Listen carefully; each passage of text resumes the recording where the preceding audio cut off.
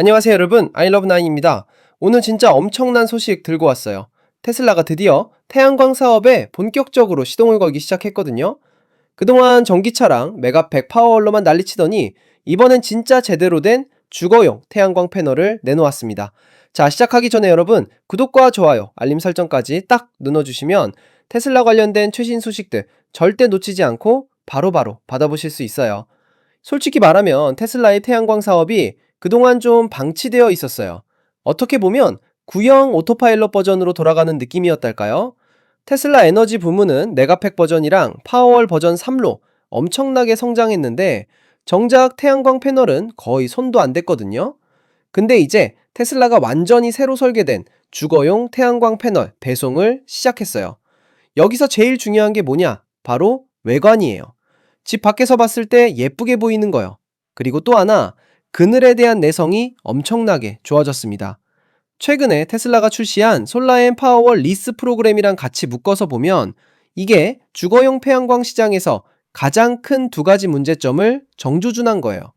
바로 가격 부담이랑 디자인 문제를 동시에 해결하겠다는 거죠. 먼저 외관부터 얘기해 볼게요. 트위터 계정 SE로 빈슨 주니어가 올린 사진을 보면 확 드러나는데요. 이번에 나온 420W짜리 새 패널에 가장 눈에 띄는 변화가 바로 생김새예요.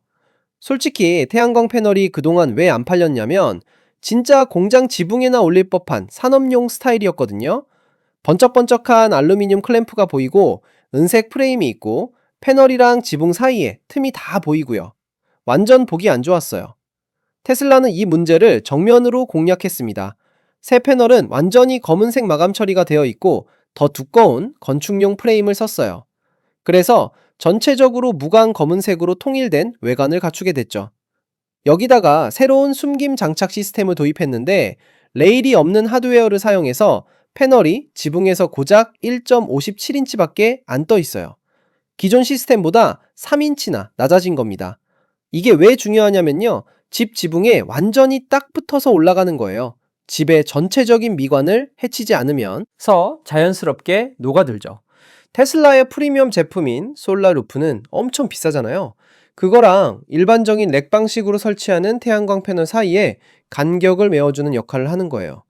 가격은 합리적인데 외관은 고급스럽게 나오는 거죠. 자, 이제 진짜 기술적인 부분으로 들어가 볼까요? 트위터 계정 굿페이스 에너지가 올린 내용을 보면 유리 아래쪽 부분이 완전히 새롭게 설계됐어요. 이 새 패널들은 기가 뉴욕 공장에서 제조되고 있는데 모듈 효율이 20.5%를 자랑합니다. 효율이 올라간 것도 좋은데요. 사실 그게 핵심은 아니에요. 진짜 놀라운 건 따로 있거든요. 기존의 전통적인 태양광 패널은 조금만 그늘이 져도 완전히 무용지물이 되어버렸어요. 예를 들어서 굴뚝이 패널의 한쪽 구석에만 그림자를 드리워도 그 패널 전체의 출력이 떨어지는 거예요. 진짜 답답한 일이죠. 테슬라의 새 디자인은 이 420W짜리 패널을 무려 18개의 독립적인 전력 구역으로 나눴어요. 만약에 나뭇가지가 그늘을 만들어서 두세 개 구역을 가린다고 해도 나머지 15개 구역은 계속해서 최고 효율로 에너지를 만들어낼 수 있다는 겁니다. 실제로 집에 사는 사람들 입장에서 생각해보면 지붕에 다락방 창문도 있고 한기구도 있고 나무도 있잖아요.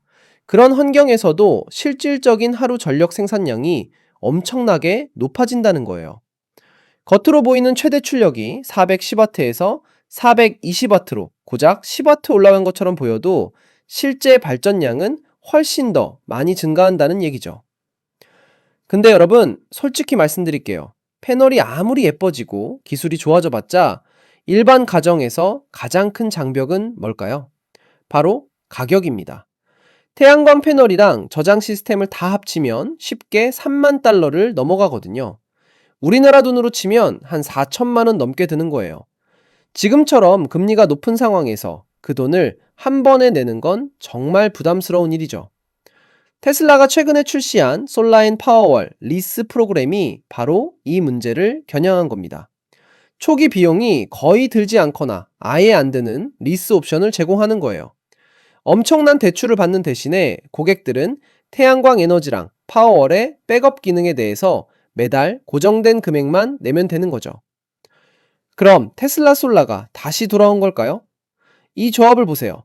프리미엄급 미국산 하드웨어에다가 진입 장벽을 없애주는 접근하기 쉬운 리스 모델을 결합한 거예요. 테슬라가 주거용 분야에 다시 집중하기 시작했다는 신호로 볼 수 있죠. 이 새로운 420W짜리 제품이 기가 뉴욕 생산라인에서 쏟아져 나오고 있고, 거기다 진입 장벽을 제거해주는 건강한 금융 모델까지 갖춰졌으니까요. 테슬라가 드디어 주거용 태양광 분야에서 본격적으로 힘을 쓰기 시작한 겁니다. 생각해보면 테슬라가 전기차도 세상을 바꾸고 배터리 저장 시스템으로 또 한 번 혁신을 일으켰잖아요. 근데 정작 태양광 부문은 좀 소외되어 있었던 게 사실이에요.